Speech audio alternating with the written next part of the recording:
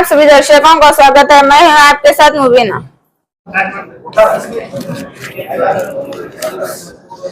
Okay ಒಂದು ನಮ್ಮವರು ಹಿಂದ್ಗಡೆ ಸೈಲೆನ್ಸ್ ಇರಪ್ಪ ಎಲ್ಲರೂ. ಎಲ್ಲರಿಗೂ ನಮಸ್ಕಾರ. ಇವತ್ತಿನ ದಿನ ಕಳೆದ ತಿಂಗಳು ಮನುಗೂಡಿಯಲ್ಲಿ ಆದಂತಹ ಕೆನರಾ ಬ್ಯಾಂಕ್ ಕಳ್ಳತನ ಪ್ರಕರಣಕ್ಕೆ ಸಂಬಂಧಪಟ್ಟಂತೆ ಇವತ್ತಿನ ಪತ್ರಿಕಾಗೋಷ್ಠಿಯನ್ನ ಕರೆಯಲಾಗಿದೆ. ಈ ಪತ್ರಿಕಾಗೋಷ್ಠಿ ಇದು ಭಾಗ 1. ಸೊ ಇದರಲ್ಲಿ ಆಗಿರುವಂತಹ ಘಟನೆಗಳು ಮತ್ತೆ ಈಗ ತನಿಖೆಯಲ್ಲಿ ಆದಂತಹ ಏನು ಘಟನೆಗಳಿದಾವೆ ಅದನ್ನ ತಮ್ಮ ಗಮನಕ್ಕೆ ತರ್ತಾ ಇದ್ದೀವಿ. ದಿನಾಂಕ 23/5/2025 ಮತ್ತೆ 24/5/2025 ಈ 2 ದಿನಗಳು ಮಧ್ಯದಲ್ಲಿ ಮನುಗೂಡಿಯಲ್ಲಿದ್ದಂತಹ ಬ್ಯಾಂಕಿನಲ್ಲಿ ಕಳ್ಳತನ ಆಗಿದೆ ಅಂತಂತೇಳಿ ಅವರ ಬ್ಯಾಂಕ್ ಮ್ಯಾನೇಜರು ಒಂದು ಕಂಪ್ಲೇಂಟ್ ಅನ್ನ ಕೊಟ್ಟಿದ್ರು. ಬ್ಯಾಂಕ್ ಸೇಫ್ ಲಾಕರ್ ರೂಮ್ ಅನ್ನ ಒಳಗಡೆ ನುಗ್ಗಿ ಬ್ಯಾಂಕ್ ನಲ್ಲಿ ಇದ್ದಂತಹ ಸುಮಾರು 53,26,00,000 ಮೌಲ್ಯದ 58 kg ಬಂಗಾರ ಮತ್ತೆ 5 ಲಕ್ಷ ರೂಪಾಯಿ ದುಡ್ಡು ಕಳ್ಳತನ ಆಗಿದೆ. ಸೊ ಯಾರು ಮಾಡಿದರೆ ಗೊತ್ತಿಲ್ಲ ಅಂತಂತ ಹೇಳಿ ಅವ್ರ ಬ್ಯಾಂಕ್ ಮ್ಯಾನೇಜರ್ ಒಂದು ಕಂಪ್ಲೇಂಟ್ ಅನ್ನು ಕೊಟ್ಟಿರ್ತಾರೆ. ಆ ಹಿನ್ನೆಲೆಯಲ್ಲಿ ಮನುಗುಡಿ ಪೊಲೀಸ್ ಠಾಣೆಯಲ್ಲಿ ಅಪರಾಧ ಕ್ರಮಾಂಕ ಸಂಖ್ಯೆ 69/25 ಮತ್ತು BNS ಅಡಿಯಲ್ಲಿ ಸೆಕ್ಷನ್ಸ್ಗಳ ಅಡಿಯಲ್ಲಿ ಪ್ರಕರಣವನ್ನ ದಾಖಲು ಮಾಡಿಕೊಂಡು ಪೊಲೀಸ್ ಇಲಾಖೆ ಈ ಪ್ರಕರಣವನ್ನ ಕೈಗೊಂಡಿರುತ್ತದೆ. ಆದಂತಹ ಪ್ರಮಾಣ ಮತ್ತು ಆದಂತಹ ಘಟನೆಗೆ ಸಂಬಂಧಪಟ್ಟಂತೆ ಪೊಲೀಸ್ ಇಲಾಖೆ ಒಟ್ಟು 8 ತನಿಖಾ ತಂಡಗಳನ್ನ ರಚನೆ ಮಾಡಿರುತ್ತೆ. ಅಡಿಷನಲ್ SP ನಮ್ಮ ರಾಮನಗೌಡ ಹಟ್ಟಿ ಅವರ ಮಾರ್ಗದರ್ಶನದಲ್ಲಿ 8 ತಂಡಗಳು ಕೆಲಸವನ್ನ ನಿರ್ವಹಿಸಲಿಕ್ಕೆ ಒಂದು ಆದೇಶವನ್ನ ಮಾಡಿ DSP ರೂರಲ್ ಅವರ ಒಂದು ತಂಡ, CPI ರೂರಲ್ ಅವರ ಒಂದು ತಂಡ, DSP ಸೆನ್ ಸುನಿಲ್ ಕಾಂಬ್ಳೆ ಅವರ ಒಂದು ತಂಡ, DSP ಬಾಗೇವಾಡಿ ಬಲ್ಲಪ್ಪ ನಂದಗಾವಿ ಅವರ ಒಂದು ತಂಡ, ಟೆಕ್ನಿಕಲ್ ತಂಡ ಮತ್ತು ಅವರ ಜೊತೆಗೆ ನಮ್ಮ ಇನ್ಸ್ಪೆಕ್ಟರ್ ಬಾಗೇವಾಡಿ ಗುರುಶಾಂತ್ ದಾಶಾಳ್ ಅವರ ಒಂದು ತಂಡ, CPI ನಿಡಗುಂದಿ ಅಶೋಕ್ ಚವ್ಹಾಣ್ ಅವರ ಒಂದು ತಂಡ, ಅದರ ಜೊತೆಗೆ ಸುಮಾರು 10ಕ್ಕಿಂತಲೂ ಹೆಚ್ಚು PSI ರವರು ಈ ತಂಡಗಳಲ್ಲಿ ಮತ್ತೆ ಸಿಬ್ಬಂದಿಗಳನ್ನು ಒಳಗೊಂಡಂತ ಒಂದು ತಂಡವನ್ನ ರಚನೆ ಮಾಡಿರುತ್ತೆ. ಯಾಕಂತಂದ್ರೆ ಆದಂತಹ ಘಟನೆ ಸ್ವರೂಪ ಮತ್ತು ಗಂಭೀರತೆಯನ್ನ ತಿಳ್ಕೊಂಡು ಈ ತಂಡಗಳನ್ನ ರಚನೆ ಮಾಡಿ ಪೊಲೀಸ್ ಇಲಾಖೆ ಕಾರ್ಯಪ್ರವೃತ್ತರಾಗಿರುತ್ತೆ. ಸೊ ಆ ಹಿನ್ನೆಲೆಯಲ್ಲಿ ಈಗ ಈ ಪ್ರಕರಣದಲ್ಲಿ ಆರೋಪಿಗಳಾದಂತಹ ವಿಜಯ್ ಕುಮಾರ್ ಮಿರಿಯಾಳು 41 ವರ್ಷ, ಈತ ಬ್ಯಾಂಕ್ ಮ್ಯಾನೇಜರ್ ಆಗಿ ನಮ್ಮ ಕೋಲಾರ ತಾಲೂಕಿನ ರೋಣಿಹಾಳ್ ಬ್ಯಾಂಕ್ ಅಲ್ಲಿ ಕೆಲಸ ಮಾಡ್ತಾ ಇದ್ದಾನೆ. ಸೊ ಈತ ಮುಂಚೆ ಇಲ್ಲಿ ಮನುಗೂಡಿಯಲ್ಲಿ ಬ್ಯಾಂಕ್ ಮ್ಯಾನೇಜರ್ ಆಗಿ ಕೆಲಸ ಮಾಡಿದಂತಹ ವ್ಯಕ್ತಿ ಆಗಿರ್ತಾನೆ. ಆತ ಆರೋಪಿ ನಂಬರ್ 1. ಎರಡನೇದವನು ಚಂದ್ರಶೇಖರ್ ನೆರಲ, ಈತ ಖಾಸಗಿ ಉದ್ಯೋಗ, ರಿಯಲ್ ಎಸ್ಟೇಟು, ಆಮೇಲೆ ಈತನೊಂದು ಸೆಂಟ್ ಆಂಥ್ರೂ ಸ್ಕೂಲು ಅಂತಂತೇಳಿ ಸ್ಕೂಲನ್ನು ಕೂಡ ಹುಬ್ಳಿ ಕೇಶವಾಪುರದಲ್ಲಿ ನಡೆಸ್ತಾನೆ. ಈತ ಕಾಂಟ್ರಾಕ್ಟರ್ ಆಗಿನೂ ಕೆಲಸ ಮಾಡ್ತಾನೆ. ಆಮೇಲೆ ಈತ ಕ್ಯಾಸಿನೋಗಳನ್ನು ಕೂಡ ಆಡೋದು ನಡೆಸುವಂತ ಒಂದು ಹವ್ಯಾಸವನ್ನ ಹೊಂದಿದ್ದಾನೆ. ಗೋವಾದಲ್ಲಿ ಕೆಲಸ ಕಾರ್ಯಗಳನ್ನ ಮಾಡ್ತಾನೆ, ಹುಬ್ಳಿಯಲ್ಲಿ ಮಾಡ್ತಾನೆ. ಅದೇ ರೀತಿ ಕೂಡ ಈತ ಶ್ರೀಲಂಕಾಕ್ಕೂ ಹೋಗಿ ಕೊಲಂಬೋ ಅಲ್ಲಿ ಇಲ್ಲಿಗಳಲ್ಲಿ ಕೂಡ ಕ್ಯಾಸಿನೋ ಆಡುವಂತ ಒಂದು ಪ್ರವೃತ್ತಿಯನ್ನ ಬೆಳೆಸ್ಕೊಂಡಂತ ವ್ಯಕ್ತಿ ಚಂದ್ರಶೇಖರ್. ಈ ಚಂದ್ರಶೇಖರ್ ಮುಂಚೆ ಒಂದು ಬ್ಯಾಂಕ್ ಅಲ್ಲಿ ಕೆಲಸ ಮಾಡಿ ಅಲ್ಲಿನೂ ಕೂಡ ಗೋಲ್ಮಾಲ್ ಮಾಡಿ ಸಸ್ಪೆಂಡ್ ಆಗಿ ಡಿಸ್ಮಿಸ್ ಆದಂತ ಒಬ್ಬ ವ್ಯಕ್ತಿ. ಈತ ನಮ್ಮ ವಿಜಯ್ ಮೇರಿಯಾಳನ ಫ್ರೆಂಡು. ಇನ್ನೊಬ್ಬ ವ್ಯಕ್ತಿ ಸುನಿಲ್ ಮೋಕಾ ಅಂತಂತೇಳಿ ಇವನು ಕೂಡ ಈ ಚಂದ್ರಶೇಖರನ ಜೊತೆಗೆ ಅಸೋಸಿಯೇಟ್ ಆಗಿದ್ದು ಅವನ ಹತ್ರ PA ರೀತಿಯಲ್ಲಿ ಕೆಲಸ ಮಾಡುವಂತ ಒಬ್ಬ ವ್ಯಕ್ತಿ. ಇವನು ಕೂಡ ಈಗೇನ್ ಚಂದ್ರಶೇಖರ್ ಇದ್ದಂತ ಎಲ್ಲ ಚಟಗಳನ್ನು ಕೂಡ ಇವನಿಗೆ ಇರುವಂತ ಒಬ್ಬ ವ್ಯಕ್ತಿ. ಈ ಮೂವರು ಈಗ ಆರೋಪಿಗಳನ್ನ ನಾವು ಬಂಧನ ಮಾಡಿದೀವಿ. ಈ 3 ಜನ ಆರೋಪಿಗಳಿಂದ ಅವರು ಕೃತ್ಯಕ್ಕೆ ಬಳಸಿದಂತಹ 2 ಕಾರುಗಳು, ಅದರ ಜೊತೆಗೆ ಅವರಿಂದ ರಿಕವರಿ ಆದಂತಹ ಸುಮಾರು 10.5 kg ಕರಗಿಸಿದ ಬಂಗಾರ ಮತ್ತು ಆಭರಣಗಳನ್ನ ಈ 3 ವ್ಯಕ್ತಿಗಳಿಂದ ವಶಪಡಿಸಿಕೊಂಡಿದ್ದೀವಿ. ಸುಮಾರು 10,75,00,000 ವ್ಯಾಲ್ಯೂವಿನ ವಸ್ತುಗಳನ್ನ ಅವರಿಂದ ಈ 3 ಜನ ವ್ಯಕ್ತಿಗಳಿಂದ ವಶಪಡಿಸಿಕೊಂಡಿದ್ದೀವಿ. ಈ ಪ್ರಕರಣದಲ್ಲಿ ಇನ್ನೂ ಹಲವಾರು ಆರೋಪಿಗಳು ಹೊರಗಿದ್ದು ಅವರಲ್ಲಿದ್ದಂತಹ ಮಾಲುಗಳನ್ನು ನಾವು ವಶಪಡಿಸಿಕೊಳ್ಳೋದು, ಅವ್ರನ್ನ ಪತ್ತೆ ಮಾಡೋದು ಮತ್ತೆ ವಶಪಡಿಸಿಕೊಳ್ಳುವುದು ಕೂಡ ಬಾಕಿ ಇದೆ. ಸೊ ಆ ಹಿನ್ನೆಲೆಯಲ್ಲಿ ಪೊಲೀಸ್ ಇಲಾಖೆ ಈಗ ಈ ಪ್ರಕರಣದಲ್ಲಿ ಮಾಡಿದವರು ಯಾರು ಅನ್ನೋದನ್ನ ಭೇದಿಸುವುದರಲ್ಲಿ ಯಶಸ್ವಿಯಾಗಿದೆ. ಈ ಪ್ರಕರಣದಲ್ಲಿ ಇದ್ದಂತಹ ಆರೋಪಿಗಳನ್ನ ಇನ್ನೂ ಉಳಿದ ಆರೋಪಿಗಳ ಬಗ್ಗೆ ಹೆಚ್ಚಿನ ತನಿಖೆಯನ್ನ ಕೈಗೊಂಡು ಅವರಿಂತ್ರನೂ ಕೂಡ ನಾವು ಇದನ್ನ ಏನು ಡಿವೈಡ್ ಮಾಡ್ಕೊಂಡಿದ್ದಾರೆ, ಹಂಚಿಕೊಂಡಿದ್ದಾರೆ. ಸೊ ಅವರಿಂತ್ರನೂ ಕೂಡ ನಾವು ಆಭರಣಗಳನ್ನ ವಶಪಡಿಸಿಕೊಳ್ಳುವಂತ ಕಾರ್ಯ ಇನ್ನೂ ಇದೆ. ಸೊ ಆದಷ್ಟು ಬೇಗನೆ ಕೂಡ ಉಳಿದಂತ ಆರೋಪಿಗಳನ್ನ ಪತ್ತೆ ಮಾಡಿ ಪ್ರಕರಣದಲ್ಲಿರುವಂತಹ ಉಳಿದಂತವರನ್ನ ಕೂಡ ಆದಷ್ಟು ಬೇಗನೆ ಕ್ರಮ ಕೈಗೊಳ್ಳುವಂತಹ ವಿಶ್ವಾಸ ಪೊಲೀಸ್ ಇಲಾಖೆಯಲ್ಲಿದೆ. ನೀವು ಕೇಳುವಂತ ಕೆಲವು ಪ್ರಶ್ನೆಗಳಿಗೆ ನಾನೇ ಮೊದಲು ಕೆಲವೊಂದಿಷ್ಟು ಉತ್ತರಗಳನ್ನ ಕೊಡ್ತೀನಿ. ಸೊ ಇದು ಸುಮಾರು ತಿಂಗಳುಗಳಿಂದ ಪ್ಲಾನ್ ಮಾಡಿದ್ದಾರೆ. ಫೆಬ್ರವರಿ ತಿಂಗಳಿಂದನೇ ಇದನ್ನ ಪ್ಲಾನ್ ಮಾಡಿದ್ದಾರೆ. ಯಾವ ರೀತಿ ಇದನ್ನ ಮಾಡಬೇಕು, ಎಕ್ಸಿಕ್ಯೂಟ್ ಮಾಡಬೇಕು ಅನ್ನೋದನ್ನ ಹಲವಾರು ಬಾರಿ ಚರ್ಚಿಸಿದ್ದಾರೆ. ಹಲವಾರು ಬಾರಿ ಇವರು ಮನಗುಳಿಗೂ ಕೂಡ ಬಂದು ಹೋಗಿದ್ದಾರೆ. ಅಲ್ಲಿ ಇದ್ದಂತ ಏರಿಯಾವನ್ನ ಪೂರ್ತಿ ಸ್ಟಡಿ ಮಾಡಿದ್ದಾರೆ. ಎಲ್ಲೆಲ್ಲಿ CCTVಗಳಿವೆ, ನಾವು ಯಾವ ದಾರಿಯಲ್ಲಿ ಬರಬೇಕು, ಯಾವ ರೂಟಲ್ಲಿ ಹೋಗ್ಬೇಕು, ಯಾವ ರೀತಿ ಮಾಡಬೇಕು ಅನ್ನೋದನ್ನ ಕೂಡ ಅವರು ಹಲವಾರು ತಿಂಗಳಿಂದ ಅದನ್ನ ಸ್ಟಡಿ ಮಾಡಿದ್ದಾರೆ. ಆಮೇಲೆ ಇದನ್ನ ಬ್ಯಾಂಕ್ ಅಲ್ಲಿ ಇದ್ದಂತ ಕೀಸ್ಗಳನ್ನ ಈ ವಿಜಯ್ ಏನಿದಾನೆ ಪ್ರೀವಿಯಸ್ ಮ್ಯಾನೇಜರು, ಆತ ಮೇದಲ್ಲಿ ಟ್ರಾನ್ಸ್ಫರ್ ಆಗ್ತಾನೆ. ಮನುಗುಳಿಯಲ್ಲಿ ಮೇ 9ರವರೆಗೂ ಕೆಲಸ ಮಾಡಿದ್ದಾನೆ. ತದನಂತರ ಅಲ್ಲಿಂದ ವರ್ಗಾವಣೆಯಾಗಿ ರೂನಿಯಾಳ್ ಬ್ರಾಂಚ್ಗೆ ಹೋಗಿದ್ದಾನೆ.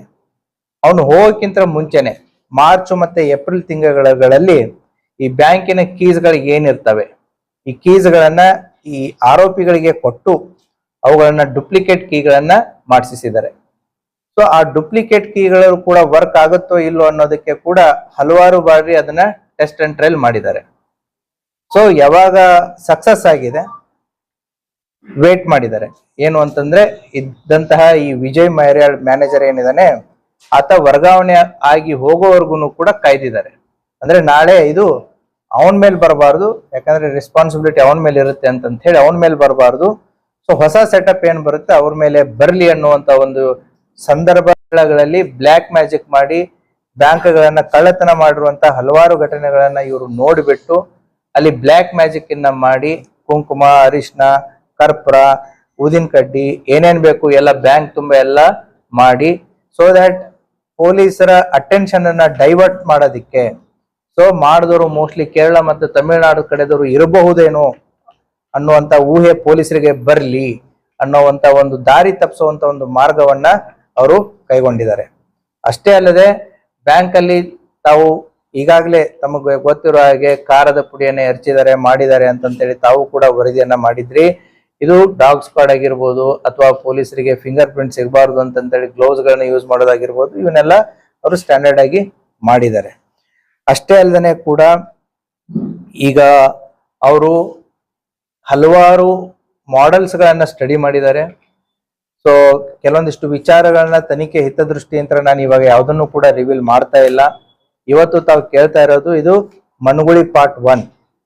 ಸ್ಟಿಲ್ ದೇರ್ ಇಸ್ ಅ ಮನುಗುಳಿ ಪಾರ್ಟ್ 2 ಅವೇಟೆಡ್ ಇದೆ.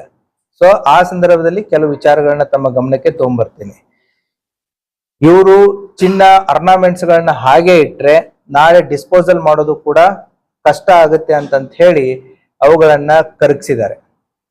ಕರಗಿಸ್ಬಿಟ್ಟು ಕೆಲವೊಂದಿಷ್ಟು ಆಭರಣಗಳನ್ನು ಸಿಕ್ಕಿದಾವೆ. ಮೆಜಾರಿಟಿ ಆಫ್ ದ ಆರ್ನಾಮೆಂಟ್ಸ್ ಗಳನ್ನ ಕರಗಿಸಿ ಗಟ್ಟಿ ಚಿನ್ನವನ್ನ ಮಾಡಿ ಇಟ್ಕೊಂಡಿದ್ದಾರೆ. ಅಂದ್ರೆ ಡಿಸ್ಪೋಸಲ್ ಮಾಡೋದಕ್ಕೆ ಈಸಿ ಆಗುತ್ತೆ. ಮತ್ತೆ ಆರ್ನಾಮೆಂಟ್ಸ್ ಗಳನ್ನ ಹಾಗೆ ಇಟ್ಕೊಂಡ್ರೆ ನಾಳೆ ಎಲ್ಲಾದ್ರೂ ಕೂಡ ಸಮಸ್ಯೆ ಆಗಬಹುದು ಅನ್ನೋಂತ ವಿಚಾರದಿಂದ, ಯಾಕಂದ್ರೆ ಐಡೆಂಟಿಫೈ ಆಗುತ್ತೆ ಅಂತಂತೇಳಿ ಆದಷ್ಟು ಬೇಗ ಏನು ಮಷಿನ್ ಅನ್ನ ತಂದು ಅವರು ಎಲ್ಲಿ ಮಾಡಿದ್ದಾರೆ ಏನ್ ಮಾಡಿದ್ದಾರೆ ಅನ್ನೋದನ್ನ ನಾನು ನೆಕ್ಸ್ಟ್ ಟೈಮ್ ನಿಮಗೆ ಪೂರ್ತಿ ಆದ್ಮೇಲೆ ಹೇಳ್ತೇನೆ. ಸೊ ಈ ರೀತಿ ಎಲ್ಲಾ ರೀತಿಯಂತ ಪ್ಲಾನ್ಸ್ ಗಳನ್ನ ಮಾಡಿಕೊಂಡು ಪೊಲೀಸ್ ಇಲಾಖೆಗೆ ನಾವು ಕಣ್ಣಿಗೆ ಮಣ್ಣೆರಚಿ ನಾವು ತಪ್ಪಿಸ್ಕೊಳ್ಬಹುದು ಅನ್ನುವಂತ ಒಂದು ಏನು ಮಹಾದಾಸೆಯಂತ್ರ ಈ ಎಲ್ಲಾ ಪ್ಲಾನ್ಸ್ ಗಳನ್ನ ಮಾಡಿ ಅವರು ಮಾಡಿದ್ರು. ಆದ್ರೆ ಪೊಲೀಸ್ ಇಲಾಖೆ ನಮ್ಮ ಏನು ವಿಜಯಪುರ ಜಿಲ್ಲಾ ಪೊಲೀಸ್ ಇದೆ, ಇದು ಕೇವಲ ಮನುಗುಳಿ ಪ್ರಕರಣ ಅಲ್ಲ, ಇದು ಇಡೀ ಜಿಲ್ಲೆಯ ಪೊಲೀಸ್ ಪ್ರಕರಣ ಅಂತಂತ ಹೇಳಿ ಇಡೀ ಜಿಲ್ಲೆ ಎಲ್ಲ ಅಡಿಷನಲ್ SP ಇಬ್ರು ಆಗಿರ್ಬೋದು, ನಮ್ಮ ಎಲ್ಲ 5 DYSPಗಳಾಗಿರ್ಬೋದು ಮತ್ತು ಜಿಲ್ಲೆ ಎಲ್ಲ ಇನ್ಸ್ಪೆಕ್ಟರ್ PSI ಅವರ ಜೊತೆಗೆ ನಮ್ಮ ಎಲ್ಲ ಸಿಬ್ಬಂದಿ ವರ್ಗದವರು ಕಳೆದ 1 ತಿಂಗಳಿಂದ ಹಗಲು ರಾತ್ರಿ ಇದನ್ನ ಶ್ರಮಿಸಿ ಇದು ಯಾವುದೇ ಕಾರಣಕ್ಕೂ ನಾವು ಬಿಡಲೇಬಾರದು ಅನ್ನುವಂತ ಒಂದು ಹಠದಿಂದ ಇದೊಂದು ಪ್ರಯತ್ನ ಮಾಡಿದ್ದಾರೆ. ಅವರ ಪ್ರಯತ್ನದ ಫಲವಾಗಿ ಇವತ್ತು ಆರೋಪಿಗಳು ಪತ್ತೆ ಆಗಿದ್ದಾರೆ. ಮತ್ತೆ ಈ ಪ್ರಕರಣದಲ್ಲಿ ಇನ್ನೂ ಸಾಕಷ್ಟು ಕೆಲಸಗಳು ಬಾಕಿ ಇದೆ. ಅದೇ ರೀತಿನೂ ಕೂಡ ನಮ್ಮ ಪೊಲೀಸ್ ಇಲಾಖೆಯ ಹಿರಿಯ ಅಧಿಕಾರಿಗಳು, ಡಿಜಿಪಿ ಸರ್ ಅವರಾದಂಥ ಸಲೀಂ ಸರ್ ಆಗಿರ್ಬೋದು, ನಮ್ಮ ಎಡಿಜಿ ಎಲ್ಲಂಡು ಆದಂತ ಹಿತೇಂದ್ರ ಸರ್ ಅವರಾಗಿರ್ಬೋದು, ಮತ್ತೆ ನಮ್ಮ ಬೆಳಗಾವಿ IGP ಸರ್ ಅವರಾಗಿದ್ರು, ನಮಗೆ ಸೂಕ್ತವಾದಂತ ಮಾರ್ಗದರ್ಶನವನ್ನ ಕೊಟ್ಟು ಅವರು ಅಡ್ವೈಸ್ ಮಾಡಿದ್ದು ಇಷ್ಟೇ. ಇದು ಅಮೌಂಟ್ ಅನ್ನ ಕೇಳ್ಪಟ್ಟು ಶಾಕ್ ಆಗಿರೋದು. ಎರಡನೇದ್ದು ಅವರು ಅಡ್ವೈಸ್ ಮಾಡಿರೋದು ಇಂಥ ಅವಕಾಶಗಳು ಕಡಿಮೆ ಸರ್ವಿಸ್ ಅಲ್ಲಿ, ಸೊ ಇಂಥ ಪ್ರಕರಣಗಳನ್ನ ನೀವು ಪತ್ತೆ ಮಾಡಿದ್ರೆ ಪೊಲೀಸ್ ಇಲಾಖೆಗೆ, ರಾಜ್ಯಕ್ಕೆ, ಸರ್ಕಾರಕ್ಕೆ ನೀವು ಹೆಸರು ತಂದು ಕೊಡ್ತೀರಾ, ಚೆನ್ನಾಗಿ ಕೆಲಸ ಮಾಡಿ ಅಂತಂತ ಹೇಳಿ ಸುಮಾರು 1 ತಿಂಗಳಿಂದ ಮಾರ್ಗದರ್ಶನವನ್ನ ಮಾಡಿ ಈ ಕೆಲಸ ಸಕ್ಸಸ್ ಆಗೋದಕ್ಕೂ ಕೂಡ ಅವರು ಕೂಡ ಕಾರಣೀಭೂತರಾಗಿರ್ತಾರೆ. ಪರ್ಟಿಕ್ಯುಲರ್ಲಿ ನಮ್ಮ IGP ಚೇತನ್ ಸಿಂಗ್ ರಾಥೋರ್ ಸರ್ ಅವರು ಕೂಡ ಪ್ರತಿದಿನ ಈ ಪ್ರಕರಣಕ್ಕೆ ಸಂಬಂಧಪಟ್ಟಂತೆ ಬೆಳಿಗ್ಗೆ ಸಾಯಂಕಾಲವರೆಗೂ ಎಲ್ಲಾ ತನಿಖಾ ತಂಡದವರ ಜೊತೆಗೆ ನಿರಂತರವಾದಂತಹ ಸಂಪರ್ಕವನ್ನ ಇಟ್ಕೊಂಡು ಯಾವುದೇ ರೀತಿಯಾದಂತಹ ತನಿಖಾ ತಂಡಕ್ಕೆ ಪ್ರೆಷರ್ ಫಾರ್ಮ್ ಆಗ್ಲಾರ್ದೇನೆ ಅದನ್ನ ಒಂದು ವೈಜ್ಞಾನಿಕ ರೀತಿಯಲ್ಲಿ ಒಂದು ಲಾಜಿಕಲ್ ಎಂಡಿಗೆ ಕರ್ಕೊಂಡು ಹೋಗುವಂತ ಒಂದು ಇದಕ್ಕೆ ಪೊಲೀಸ್ ಇಲಾಖೆ ಎಲ್ಲ ಹಿರಿಯ ಅಧಿಕಾರಿಗಳು ಕೂಡ ಇದಕ್ಕೆ ಕಾರಣೀಭೂತರಾಗಿದ್ದಾರೆ. ಸೊ ಆ ಹಿನ್ನೆಲೆಯಲ್ಲಿ ತಾವು ಕೂಡ ಮಾಧ್ಯಮದವರು ಕೂಡ ನಮ್ಮ ಪೊಲೀಸ್ ಇಲಾಖೆಯ ಜೊತೆಗೆ ಸಾಕಷ್ಟು ರೀತಿಯಲ್ಲಿ ಹಲವಾರು ರೀತಿಯಲ್ಲಿ ಸಹಕರಿಸಿದಿರ. ಈ ಪ್ರಕರಣ ಪತ್ತೆ ಆಗೋದಕ್ಕೂ ಕೂಡ ನೀವು ಕಾರಣೀಭೂತರಾಗಿರ್ತೀರಾ. ಆ ಹಿನ್ನೆಲೆಯಲ್ಲಿ ಎಲ್ಲರಿಗೂ ಕೂಡ ಧನ್ಯವಾದಗಳನ್ನ ತಿಳಿಸುತ್ತೆ. ಅದೇ ರೀತಿ ಈ ತನಿಖೆಯಲ್ಲಿ ಇನ್ವಾಲ್ವ್ ಆದಂತ ಎಲ್ಲ ಸಿಬ್ಬಂದಿ ವರ್ಗ, ಒಬ್ಬ ಪೊಲೀಸ್ ಕಾನ್ಸ್ಟೇಬಲ್ ಹಿಡ್ಕೊಂಡು SP ಅವ್ರಿಗೂ ಕೂಡ ಇದರಲ್ಲಿ ಕೆಲಸ ಮಾಡಿದ್ದಾರೆ. ಅವರ ಪ್ರತಿಯೊಂದು ಎಫರ್ಟ್ ಅನ್ನ ಪೊಲೀಸ್ ಇಲಾಖೆ ಅಪ್ರಿಶಿಯೇಟ್ ಮಾಡುತ್ತೆ, ಐಡೆಂಟಿಫೈ ಮಾಡುತ್ತೆ, ಅವರ ಕಾರ್ಯವನ್ನ ಶ್ಲಾಘಿಸುತ್ತೆ. ಸೊ ಫಾರ್ ನೀವು ಕೇಳಿರೋದು ಇದು part 1, part 2 is still awaited. Thank you. Part 2. Wait for part 2. One by one. ಯಾರು ಅದರ ಆಕ್ಚುಲಿ ಓನರ್ ಇದ್ದಾರೆ, ಅವ್ರಿಗೆ ಅದೇ ಸಿಗೋದು ಬಹಳ ಕಷ್ಟ ಆಗುತ್ತೆ. How is very difficult for them to get their own. We will answer you later regarding this. Sir, इसका मास्टरमाइंड ಮಾಡಿದ್ರು ಸಿಕ್ಕಾಕೊಂಡು range sir. That is policing. Sir ಹಾಗೆ ತಪ್ಪು ಎಲ್ಲಿ ಮಾಡಿದ್ರು ಅಂತನೂ ಹೇಳಲ್ಲ ನಾವು. ಪೊಲೀಸರು ತಮ್ಮ ಕೌಶಲ್ಯವನ್ನ ಇಲ್ಲಿ ಮರೆದಿದ್ದಾರೆ. ಸರ್ ಇಷ್ಟೆಲ್ಲ ಕಾರ್ಯಾಚರಣೆ ಡೀಟೇಲ್ಸ್ ಅಂದ್ರೆ ಇಲ್ಲಿತ್ತು, ಯಾಕಂದ್ರೆ ಅವ್ರು ಎಲ್ಲಿದ್ರು ಹಿಂಗೆ ಇನ್ನು ಹೇಳಿದಿನಲ್ಲ. ಸೊ ಪಾರ್ಟ್ 2 ಎಷ್ಟು ಜನ ಇರಬಹುದು ಅಂದಾಜು? we have the number, but in the interest of the case we are not going to tell. Okay sir, Thank you very much.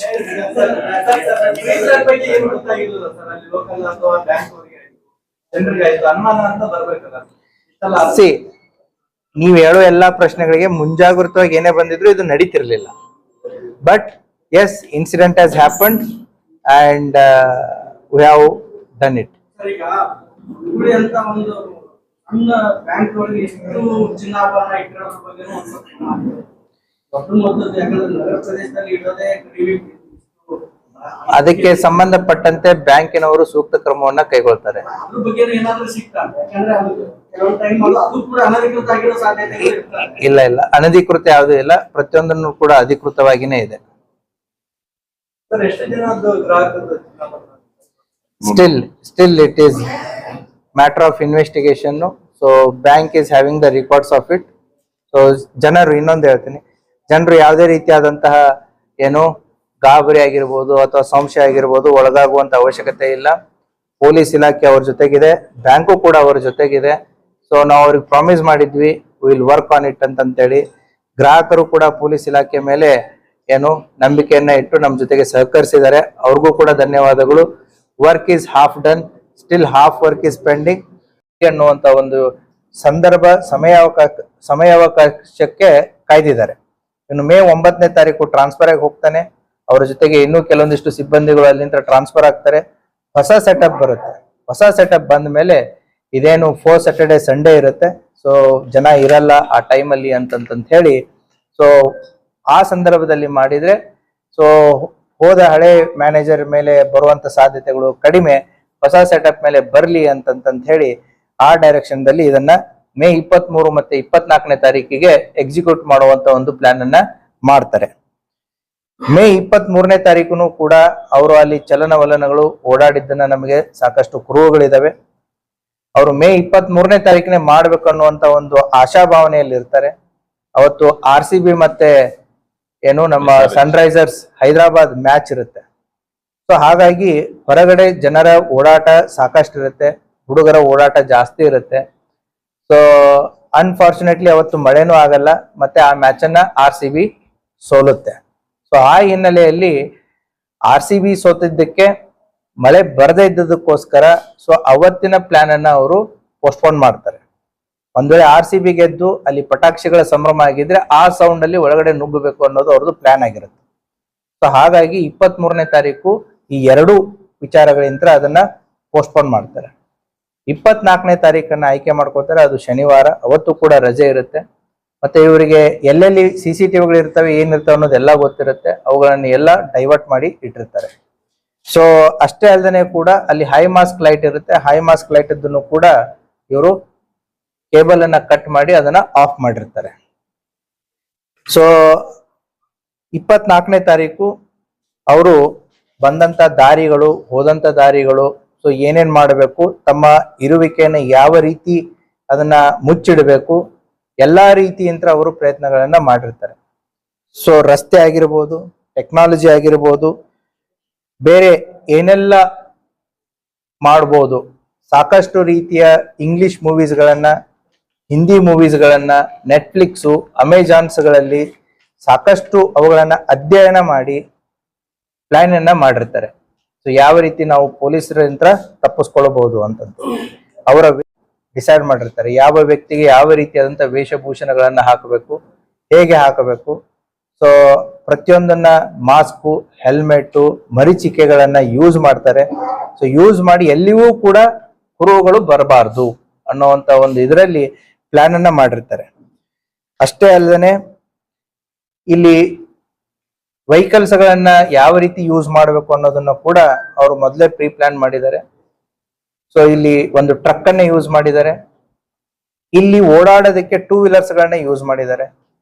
So ಆ ಟ್ರಕ್ ಗಳಲ್ಲಿ ಈ 2 ವೀಲರ್ಸ್ ಗಳನ್ನ ಸಾಗಿಸಿದ್ದಾರೆ. ಸೊ ದಟ್ ಆ 2 ವೀಲರ್ಸ್ ಗಳು ಎಲ್ಲಿ ಹೋಯ್ತು, ಏನ್ ಮಾಡ್ತು ಅನ್ನೋದನ್ನ ಗೊತ್ತಾಗಬಾರ್ದು ಅಂತಂದು. ಸೊ ಈ ರೀತಿಯಾದಂತಹ ಅಂದ್ರೆ ಈ ಮೂವೀಸ್ ಗಳ ಪರಿಣಾಮ, ನೆಟ್ಫ್ಲಿಕ್ಸ್, ಅಮೆಜಾನ್ಸ್ ಗಳಲ್ಲಿ ಬರುವಂತಹ ಕ್ರೈಮ್ ಸ್ಟೋರೀಸ್ಗಳು, ಇವುಗಳನ್ನ ಎಲ್ಲವನ್ನ ನೋಡಿ ಮಾಡಿ ಇದನ್ನ ಸರಿಯಾದಂತ ಒಂದು ಪ್ಲಾನ್ ಅನ್ನ, ಸಿದ್ಧತೆಯನ್ನ ಮಾಡ್ಕೊಂಡಿದ್ದಾರೆ. ಅದೇ ರೀತಿ ನೀವು ಪ್ರಶ್ನೆಗಳನ್ನ ಕೇಳಿದಿರಾ, ಬ್ಲ್ಯಾಕ್ ಮ್ಯಾಜಿಕ್ ಮಾಡಿದ್ದಾರೆ ಸರ್, ಬ್ಲ್ಯಾಕ್ ಮ್ಯಾಜಿಕ್ ಮಾಡಿದ್ದಾರೆ, ಯಾಕೆ, ಏನು, ಎಂತ ಅಂತಂತೇಳಿ. ಅದಕ್ಕೂ ಕೂಡ ತಾವು ಸ್ಟಾರ್ಟಿಂಗ್ ಅಲ್ಲಿ ಹಲವಾರು ಪ್ರಶ್ನೆಗಳನ್ನ ಕೇಳಿದ್ರಿ. ಈ ಬ್ಲ್ಯಾಕ್ ಮ್ಯಾಜಿಕ್ ಮಾಡಿದ್ದನ್ನು ಕೂಡ ಇವರು ಬೇರೆ ಬೇರೆ ರಾಜ್ಯಗಳಲ್ಲಿ ಆದಂತಹ ಬ್ಯಾಂಕ್ ಅಫೆನ್ಸಸ್ ಗಳು ಯಾವ ರೀತಿ ಇತ್ತು, ಏನಿತ್ತು, ಅವುಗಳನ್ನು ಕೂಡ ಇವರು ಅಧ್ಯಯನ ಮಾಡಿದ್ದಾರೆ. ಸೊ ತಮಿಳುನಾಡು ಮತ್ತೆ ಕೇರಳಗಳಲ್ಲಿ ಬ್ಲ್ಯಾಕ್ ಮ್ಯಾಜಿಕ್ ಮಾಡಿ ಬ್ಯಾಂಕ್ಗಳನ್ನ ಕಳ್ಳತನ ಮಾಡಿರುವಂತಹ ಹಲವಾರು ಘಟನೆಗಳನ್ನ ಇವರು ನೋಡಿಬಿಟ್ಟು ಅಲ್ಲಿ ಬ್ಲ್ಯಾಕ್ ಮ್ಯಾಜಿಕ್ ಅನ್ನ ಮಾಡಿ ಕುಂಕುಮ, ಅರಿಶಿನ, ಕರ್ಪೂರ, ಊದಿನ ಕಡ್ಡಿ, ಏನೇನ್ ಬೇಕು ಎಲ್ಲ ಬ್ಯಾಂಕ್ ತುಂಬ ಎಲ್ಲ ಮಾಡಿ, ಸೊ ದಟ್ ಪೊಲೀಸರ ಅಟೆನ್ಷನ್ ಅನ್ನ ಡೈವರ್ಟ್ ಮಾಡೋದಿಕ್ಕೆ. ಸೊ ಮಾಡಿದವರು ಮೋಸ್ಟ್ಲಿ ಕೇರಳ ಮತ್ತು ತಮಿಳುನಾಡು ಕಡೆದವರು ಇರಬಹುದೇನೋ ಅನ್ನುವಂತ ಊಹೆ ಪೊಲೀಸರಿಗೆ ಬರ್ಲಿ ಅನ್ನೋವಂತ ಒಂದು ದಾರಿ ತಪ್ಪಿಸುವಂತ ಒಂದು ಮಾರ್ಗವನ್ನ ಅವರು ಕೈಗೊಂಡಿದ್ದಾರೆ. ಅಷ್ಟೇ ಅಲ್ಲದೆ ಬ್ಯಾಂಕ್ ಅಲ್ಲಿ ತಾವು ಈಗಾಗಲೇ ತಮಗೆ ಗೊತ್ತಿರೋ ಹಾಗೆ ಖಾರದ ಪುಡಿಯನ್ನ ಎರಚಿದ್ದಾರೆ, ಮಾಡಿದ್ದಾರೆ ಅಂತಂತೇಳಿ ತಾವು ಕೂಡ ವರದಿಯನ್ನ ಮಾಡಿದ್ರಿ. ಇದು ಡಾಗ್ ಸ್ಕ್ವಾಡ್ ಆಗಿರ್ಬೋದು, ಅಥವಾ ಪೊಲೀಸರಿಗೆ ಫಿಂಗರ್ ಪ್ರಿಂಟ್ ಸಿಗಬಾರ್ದು ಅಂತಂತೇಳಿ ಗ್ಲೌಸ್ ಗಳನ್ನ ಯೂಸ್ ಮಾಡೋದಾಗಿರ್ಬೋದು, ಇವನ್ನೆಲ್ಲ ಅವರು ಸ್ಟ್ಯಾಂಡರ್ಡ್ ಆಗಿ ಮಾಡಿದ್ದಾರೆ. ಅಷ್ಟೇ ಅಲ್ಲದೆ ಕೂಡ ಈಗ ಅವರು ಹಲವಾರು ಮಾಡೆಲ್ಸ್ ಗಳನ್ನ ಸ್ಟಡಿ ಮಾಡಿದ್ದಾರೆ. ಸೊ ಕೆಲವೊಂದಿಷ್ಟು ವಿಚಾರಗಳನ್ನ ತನಿಖೆ ಹಿತದೃಷ್ಟಿಯಿಂದ ನಾನು ಇವಾಗ ಯಾವುದನ್ನು ಕೂಡ ರಿವೀಲ್ ಮಾಡ್ತಾ ಇಲ್ಲ.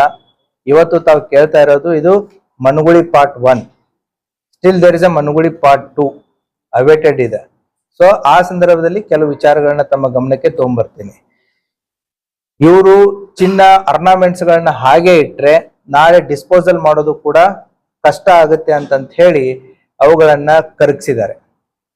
ಕರಗಿಸ್ಬಿಟ್ಟು ಕೆಲವೊಂದಿಷ್ಟು ಆಭರಣಗಳನ್ನು ಸಿಕ್ಕಿದಾವೆ. ಮೆಜಾರಿಟಿ ಆಫ್ ದ ಆರ್ನಾಮೆಂಟ್ಸ್ ಗಳನ್ನ ಕರಗಿಸಿ ಗಟ್ಟಿ ಚಿನ್ನವನ್ನ ಮಾಡಿ ಇಟ್ಕೊಂಡಿದ್ದಾರೆ. ಅಂದ್ರೆ ಡಿಸ್ಪೋಸಲ್ ಮಾಡೋದಕ್ಕೆ ಈಸಿ ಆಗುತ್ತೆ, ಮತ್ತೆ ಗಳನ್ನ ಹಾಗೆ ಇಟ್ಕೊಂಡ್ರೆ ನಾಳೆ ಎಲ್ಲಾದ್ರೂ ಕೂಡ ಸಮಸ್ಯೆ ಆಗಬಹುದು ಅನ್ನುವಂತ ವಿಚಾರದಿಂದ, ಯಾಕಂದ್ರೆ ಐಡೆಂಟಿಫೈ ಆಗುತ್ತೆ ಅಂತಂತೇಳಿ ಆದಷ್ಟು ಬೇಗ ಏನು ಮಷಿನ್ ಅನ್ನ ತಂದು ಅವರು ಎಲ್ಲಿ ಮಾಡಿದ್ದಾರೆ ಏನ್ ಮಾಡಿದ್ದಾರೆ ಅನ್ನೋದನ್ನ ನಾನು ನೆಕ್ಸ್ಟ್ ಟೈಮ್ ನಿಮಗೆ ಪೂರ್ತಿ ಆದ್ಮೇಲೆ ಹೇಳ್ತೇನೆ.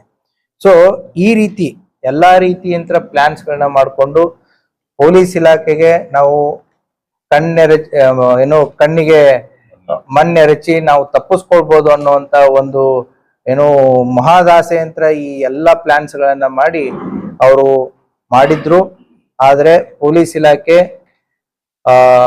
ನಮ್ಮ ಏನು ವಿಜಯಪುರ ಜಿಲ್ಲಾ ಪೊಲೀಸ್ ಇದೆ, ಇದು ಕೇವಲ ಮನುಗುಳಿ ಪ್ರಕರಣ ಅಲ್ಲ, ಇದು ಇಡೀ ಜಿಲ್ಲೆಯ ಪೊಲೀಸ್ ಪ್ರಕರಣ ಅಂತಂತ ಹೇಳಿ ಇಡೀ ಜಿಲ್ಲೆ ಎಲ್ಲ ಅಡಿಷನಲ್ SP ಇಬ್ರು ಆಗಿರ್ಬೋದು, ನಮ್ಮ ಎಲ್ಲ 5 DYSP ಗಳಾಗಿರ್ಬೋದು ಮತ್ತು ಜಿಲ್ಲೆ ಎಲ್ಲ ಇನ್ಸ್ಪೆಕ್ಟರ್ PSI ಅವರ ಜೊತೆಗೆ ನಮ್ಮ ಎಲ್ಲ ಸಿಬ್ಬಂದಿ ವರ್ಗದವರು ಕಳೆದ 1 ತಿಂಗಳಿಂದ ಹಗಲು ರಾತ್ರಿ ಇದನ್ನ ಶ್ರಮಿಸಿ ಇದು ಯಾವುದೇ ಕಾರಣಕ್ಕೂ ನಾವು ಬಿಡಲೇಬಾರದು ಅನ್ನುವಂತ ಒಂದು ಹಠದಿಂತ್ರ ಇದೊಂದು ಪ್ರಯತ್ನ ಮಾಡಿದ್ದಾರೆ. ಅವರ ಪ್ರಯತ್ನದ ಫಲವಾಗಿ ಇವತ್ತು ಆರೋಪಿಗಳು ಪತ್ತೆ ಆಗಿದ್ದಾರೆ. ಮತ್ತೆ ಈ ಪ್ರಕರಣದಲ್ಲಿ ಇನ್ನೂ ಸಾಕಷ್ಟು ಕೆಲಸಗಳು ಬಾಕಿ ಇದೆ. ಅದೇ ರೀತಿನೂ ಕೂಡ ನಮ್ಮ ಪೊಲೀಸ್ ಇಲಾಖೆಯ ಹಿರಿಯ ಅಧಿಕಾರಿಗಳು DGP ಸರ್ ಅವರಾದಂಥ ಸಲೀಂ ಸರ್ ಆಗಿರ್ಬೋದು, ನಮ್ಮ ADG L&O ಆದಂತ ಹಿತೇಂದ್ರ ಸರ್ ಅವರಾಗಿರ್ಬೋದು, ಮತ್ತೆ ನಮ್ಮ ಬೆಳಗಾವಿ IGP ಸರ್ ಅವರಾಗಿದ್ರು, ನಮಗೆ ಸೂಕ್ತವಾದಂತ ಮಾರ್ಗದರ್ಶನವನ್ನ ಕೊಟ್ಟು ಅವರು ಅಡ್ವೈಸ್ ಮಾಡಿದ್ದು ಇಷ್ಟೇ, ಇದು ಅಮೌಂಟ್ ಅನ್ನ ಕೇಳಿ